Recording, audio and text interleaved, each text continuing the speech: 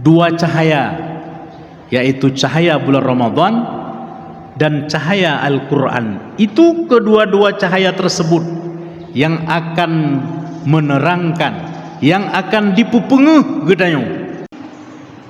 ketika gedanyo berada di alam kubur dan ketika gedanyo berada di hari kiamat.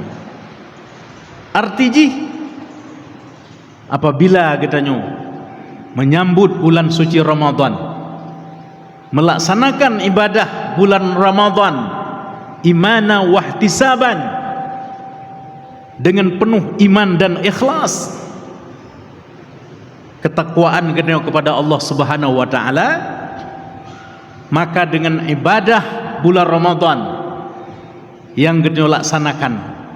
akan menjadi lampu nyamban mupumji,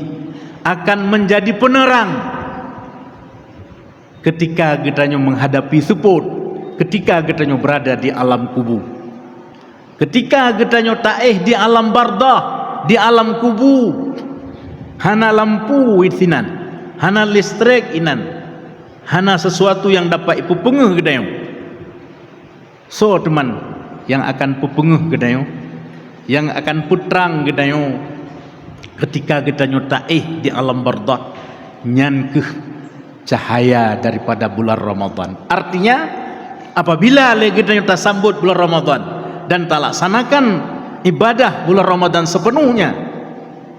penuh dengan ikhlasan dan ketakwaan gedayo, dan kegembiraan, kesenangan gedayo, maka ibadah puasa, pahala daripada ibadah puasa yang gedayo kerjakan akan menjadi lampu, akan menjadi penerang ketika gedayo berada di alam gelap,